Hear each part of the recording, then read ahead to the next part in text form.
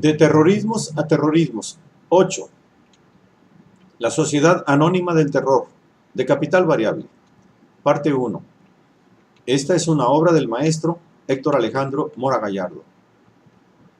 El New York Times está hoy, 26 de octubre de 2001, reportando que la familia saudita de Osama Bin Laden está cortando sus ligas financieras con el Carlyle Group, una firma de inversionistas privada conocida por sus conexiones con influyentes figuras políticas de Washington.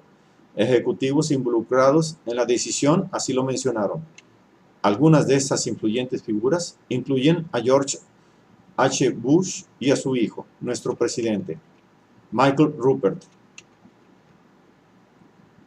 La predisposición lucrativa que caracteriza al sistema capitalista en su etapa tardía lo hace funcionar de una manera torcida, por lo que no es casualidad la miscelánea de operaciones fraudulentas que de manera continua ocurren en las instituciones financieras de estos tiempos macrocríticos. El desenvolvimiento pérfido desde su raíz, el escamoteo del trabajo impago, conduce a una imperiosa necesidad de absorber plusvalía en su búsqueda de acrecentar ganancias netas, aun y cuando la economía capitalista opera con una tendencia a la disminución de la tasa de ganancia, descubierta por Karl Marx. Por ello mismo se explica su adicción a proceder con actividades ilegítimas en procura de cuantiosos beneficios personales y o corporativos cupulares, compulsión desenfrenada que lo mismo busca expandir el mercado que establecer una política económica que disminuye el gasto público al unísono de que mengua los salarios, que incrementa los dividendos en la bolsa adúltera. La obtención de cuantiosas ganancias a través de mecanismos financieros se convierte en el objetivo prioritario de los ambiciosos, siendo el capitalismo tardío el sistema más propicio para favorecer a esta clase de sujetos propensos a adquirir el poder para beneficiarse materialmente, ahora que la crematística impera. Y cierto es que tal tipo de monetarismo es la más nefasta de las modalidades económicas y como tal se manifiesta en la actualidad, siendo causante del desasosiego que se esparce por el mundo acelerando crisis cada vez más recurrentes y graves. Durante las últimas 3 décadas, la usura moderna se propaga a través de las instituciones financieras y de los paraísos fiscales, propiciando transferencias instantáneas, el anonimato o la participación de prestanombres, así como el ingente influjo de papel dinero que está entre ser capital ficticio y dinero fácil, concentrando en exceso la riqueza en unos cuantos accionistas especuladores propiamente hot money, circulando por los centros financieros con libertad capitalista que permite captar la riqueza generada en diversas naciones. Libertad para que el adinerado incremente su capital, más que invirtiendo, especulando con el sub y baja de las acciones. Eminente crematística parasitaria moderna. Papeles certificados reditúan en más dinero en efectivo. Los bancos, como la bolsa y los paraísos fiscales, se convierten en el templo del dinero, un circuito monetario en donde el capitoste tranza al incauto en la ruleta arreglada, para que pierda el que menos tiene y gane el más ambicioso. Ruleta de la ganancia impuesta en una economía casino, cuyo símbolo es un borrego dorado montado por Pluto y subido en una lujosa ruleta de la fortuna.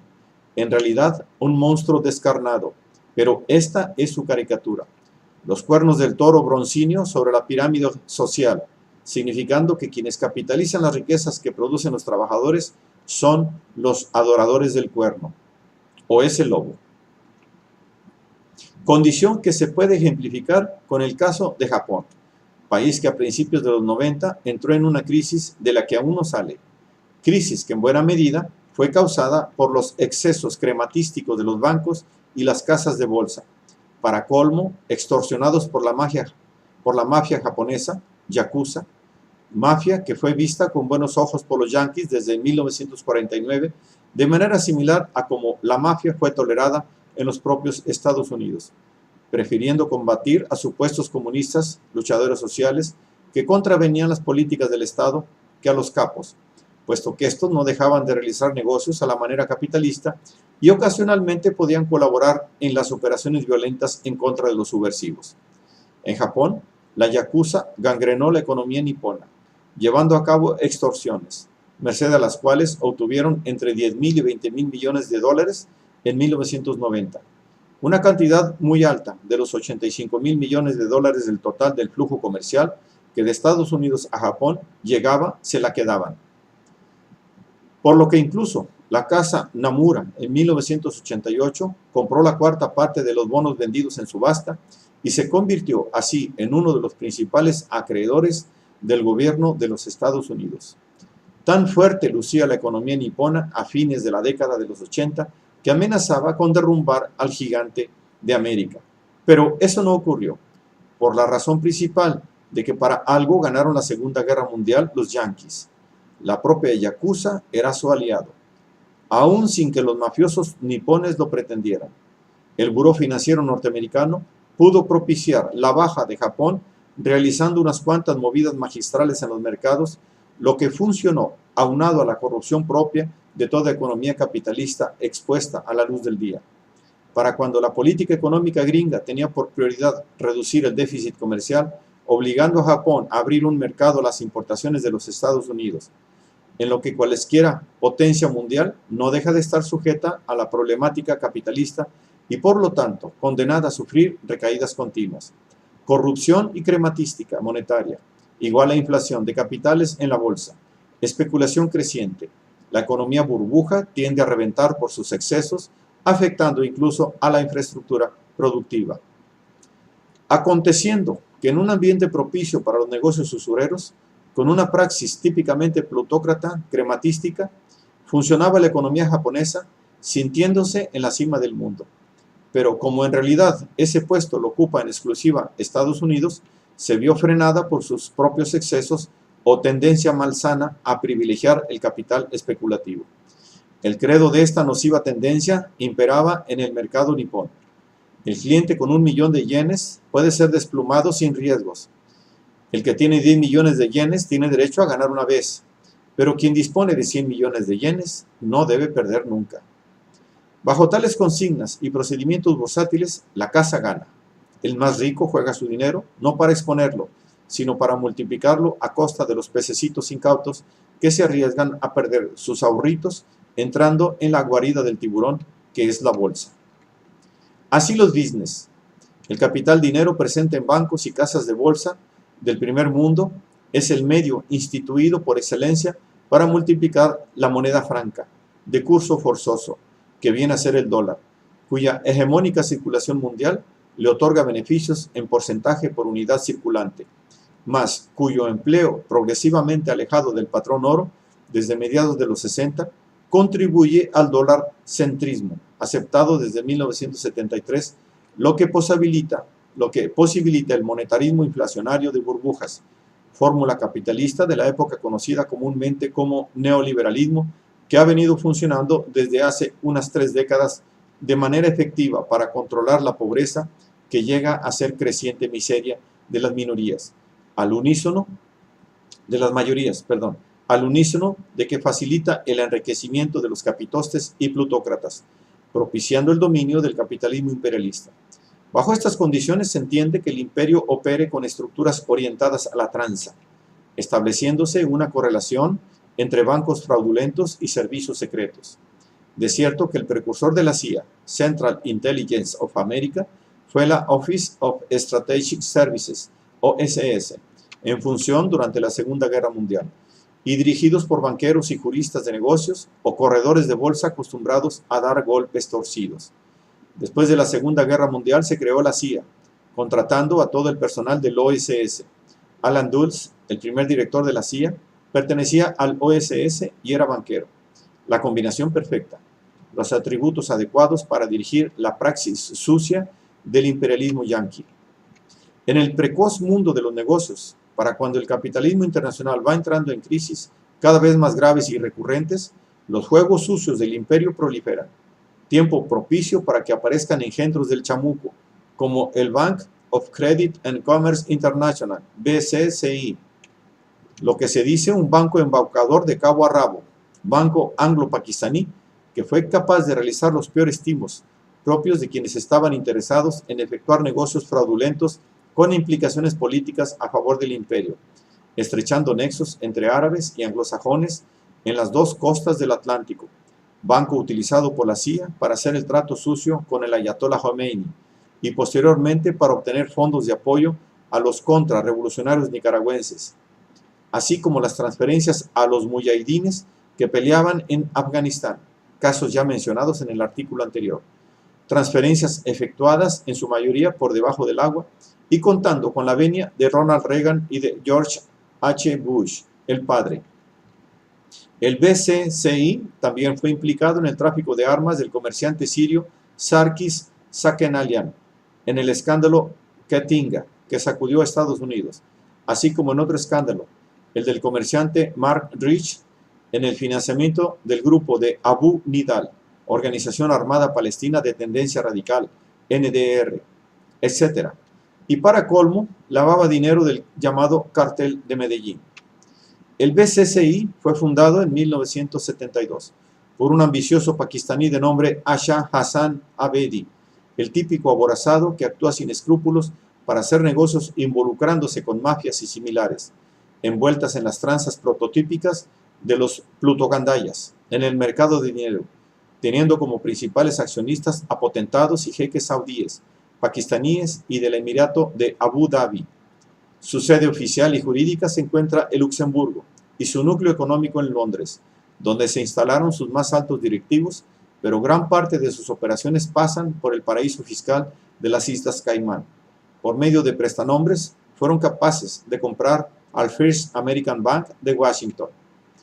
Fue un banco que hizo todo lo propio de un banco del capitalismo desenfrenado: lavado de narcodólares, financiamiento de terroristas, concesión de créditos ficticios, embaucamiento de clientes y uso de su dinero sin su consentimiento para fines exclusivos del banco, realización de confusas transacciones de fondos, violación de reglas de control de cambios, empleo de cuentas paralelas para disimular pérdidas, utilizando doble contabilidad, realizó conversiones exorbitadas de monedas, propició fuga de capitales de países bananeros gobernados por dictadores, ayudó a Argentina, Libia y al mismo Pakistán a conseguir componentes para armas nucleares con transferencia de fondos y oro.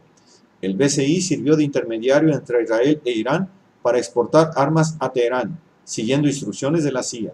Cuando la CIA propuso que la transferencia se llevara a cabo por intermedio del BCCI, aludió a que le tenía confianza a raíz de experiencias pasadas.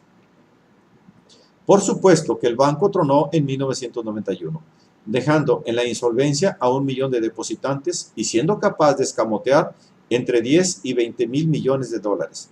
De inmediato se consideró punto menos que imposible llegar al fondo de la cloaca, aludiendo a la cantidad prodigiosa de dinero involucrado, así como a los oscuros intereses políticos participantes y a la presencia sombría de la mano negra y de los servicios secretos entrometidos.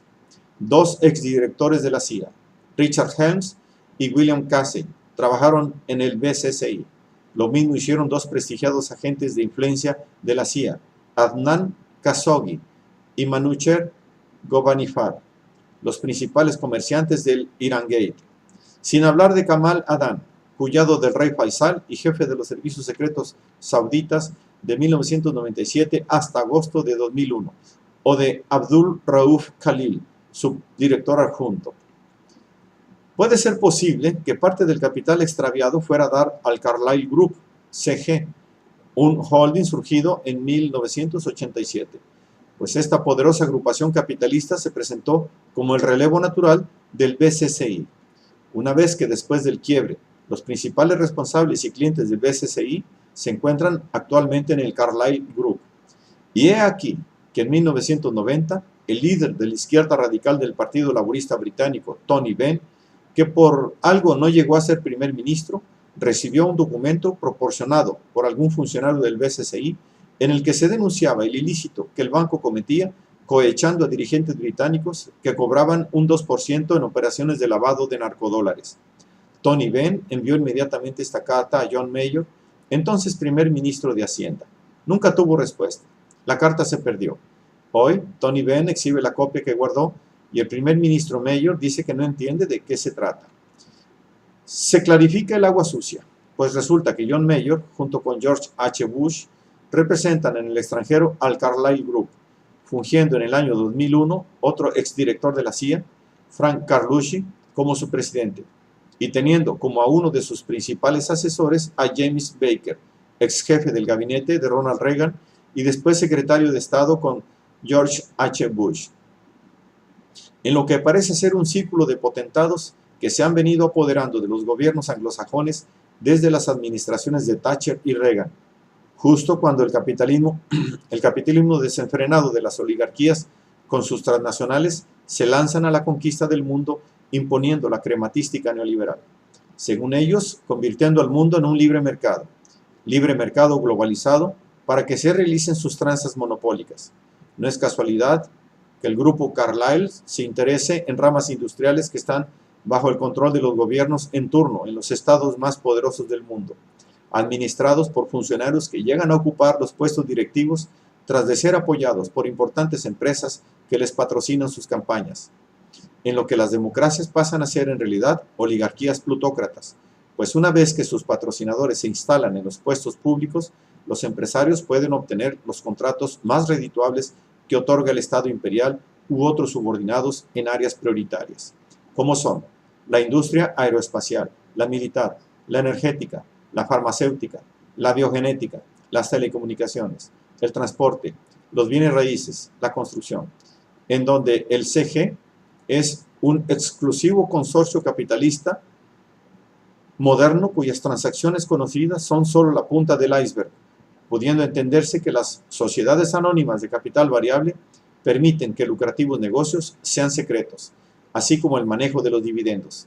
La propiedad privada consumada como capital dinero tiene como prioridad la privacidad de la que gozan como una de sus prerrogativas los capitostes de los monopolios en los círculos financieros.